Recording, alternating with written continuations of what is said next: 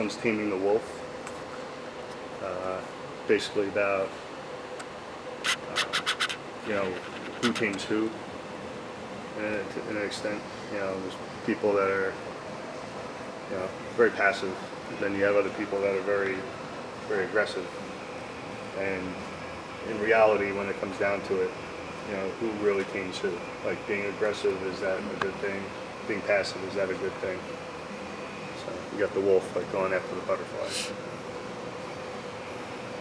And this one is Escaping Providence. The idea of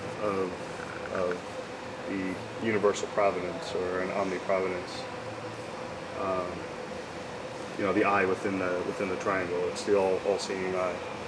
But in this piece, I have the all-seeing eye kind of escaping that triangle. So it's kind of my take on religion, and religion is what it is to people. And when you kind of break away from being narrow-minded into one specific religion, you realize that all religions are the same. You escape that confine of religion, and religion's within yourself. So no matter what you believe or don't believe, it's from within you. This one is Simplicity of War. When I was painting it, I realized that war is so simplistic today. To the point where you don't even need people on the ground. You have drone attacks, you got economic war, you got everything else, and war is very simplistic. So the paper airplane dropping bombs kind of shows the simplicity of the paper airplane is, in essence, the simplicity of war, and that it's one of those things that's so simple, but at the same time so destructive to humanity. You want to go to this one or the Alice one? Yeah, I'll go to the Alice one first. This one. So this one kind of just represents, the fleetingness of time. It's based on the White Rabbit from Alice in Wonderland, who's constantly, beating the clock, like has to constantly rush, and you're constantly going further down the rabbit hole. Oh, that's the title of it, by the way. Further down the rabbit hole. Time is one of those concepts. That's what it is. It's a concept. There's no real construct to time, and everybody's always in a rush of time. But our time on this planet is very infinite, or very finite, I should say. It's not infinite. So we're constantly chasing down that rabbit hole, trying to get more time to get through the day and take care of what we got to take care of, when we should just step back and just let it be what it is, and just kind of wake up in the morning and go to sleep at night. Whatever happens throughout that day, that's what happens. And this one's Soul.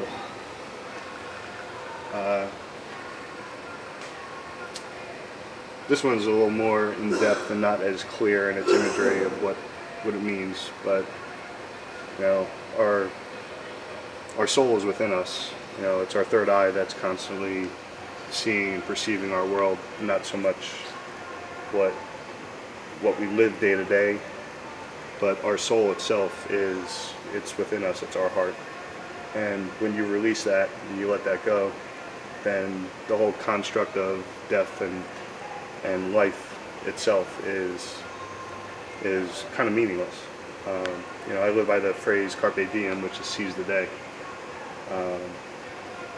And when you seize the day, you realize that you kind of just live day to day. And like I said before, in the further down the spiral, basically you wake up, get done what you gotta get done, you go to sleep. And eventually your soul ultimately is what's guiding you through life. And if you listen to your inner self and not listen to the external world, then your life is much more peaceful and much more at ease. Ready? So my name is Addison Vincent. I'm an artist from Lower Bucks County in Bensalem, PA. I like to consider my work basically a mix of post-surrealism and impressionist style, mostly illustrative,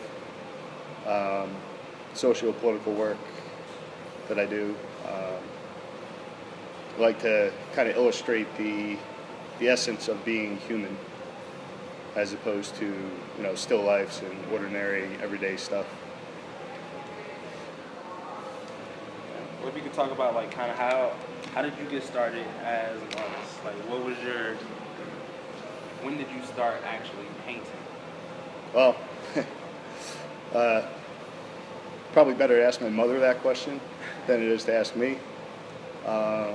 I've kind of been drawing, sketching, illustrating, painting since I could pick up a pencil, paintbrush, crayon. Constantly getting in trouble in school for kind of daydreaming and doodling, and just it's always been a part of me. I've always just been interested in kind of capturing my surroundings, or capturing people, capturing ideas, and putting them down on paper. I went to school for visual arts is what I went to school for. It was kind of an all-encompassing kind of program that I was in. Also went to school for business, but realized that business was not what I wanted to do, that the arts is what I really wanted to do. Graduated with honors from Sanford Brown. Right out of school, got a job as a graphic designer. Worked graphic design corporate world for a while, hated it. It's when I really started focusing on my fine art and painting and illustrating. Worked here and there, worked in logistics, I worked in a warehouse.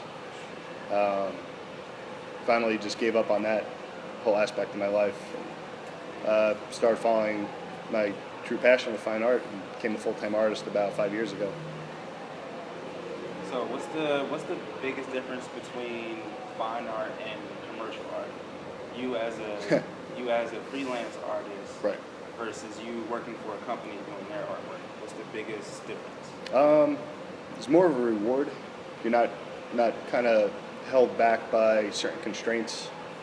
Corporate art, working graphic design work, you're basically answering to your higher ups, you're answering to a client, you're answering to this person, that person, and before you know it, the work you're creating is not your own. You're basically just creating something that people want to see, regardless of whether you like it or not. I mean, there were plenty of projects that I did that I absolutely hated, but it was a paycheck, so of course I did them. Now, I get to sell my own work. I do a lot of commission work, but I pick and choose the commission projects that I want to do. And if it's a commission project, again, that feels like a corporate job, I'm not going to do it. The best thing for me is when I get, a commission piece from a client that basically says, this is what I want, but I want it in your style, and I give you free creative license to do whatever you want. Those are the best projects. Those are the ones that I will literally sit down and I will paint for 18, 19 hours straight. Go to sleep for a few hours, get up, get right back in the studio, do it again. It's not even a job. It's not a career. It's a passion, and it's what I get to do. I mean, it's nothing better than waking up in the morning, walking downstairs, getting a cup of coffee, and then my commute to work is 30 seconds. I walk right into my studio and then just get to work. And it's fulfilling. So one of the biggest questions that a lot of artists probably have is, how do you make that transition from turning your passion into a paycheck versus working a 9 to 5? How did you make that transition? Like, what was the deciding factor for you going from the 9 to 5 life, the commercial life, to doing the artist thing full time, and then being able to make a living off it and provide for your family and basically the dream? Right. Well, it's hard work. I mean, you got to put years and years into it. I was doing art basically part-time while working a full-time job. But when the art commissions coming in and the money being made on that kind of equaled or superseded what I was doing as a full-time job, that's when I decided to make that transition and said, you know, I'm making what I'm making working full-time job. Why not make what I'm making now and just work for myself? So, I mean, the drawback is like it's not steady. It's not a steady paycheck. You know, fortunately, I get to work, you know, here, Artworks, as an exhibits coordinator. So again, I do have a paycheck coming in, a steady paycheck coming in. But what I do, I don't consider work. It's basically just an extended arm of my art life. So being an artist, and then also being able to work with other artists and kind of guide them through the exhibition process, again, it's not work. It's just a way of life, you know. I look forward to coming into work every morning, and I look forward to going home at night and going right into the studio and working. So, you know, the drawbacks, you know, it's not 9 to 5, it's, you know, 6 in the morning until, you know, 1 in the morning, but 7 days a week. But at the same time, it's fulfilling. I mean, to me, it's not work. It's just it's just a way of life. That's it. Thank you for your time. No problem. I appreciate you bringing all of these works. Cool. Like I said, I'm a fan. Yeah. I like your stuff. Cool. But yeah, Awesome. thank you, man. No problem. See you again. Yeah.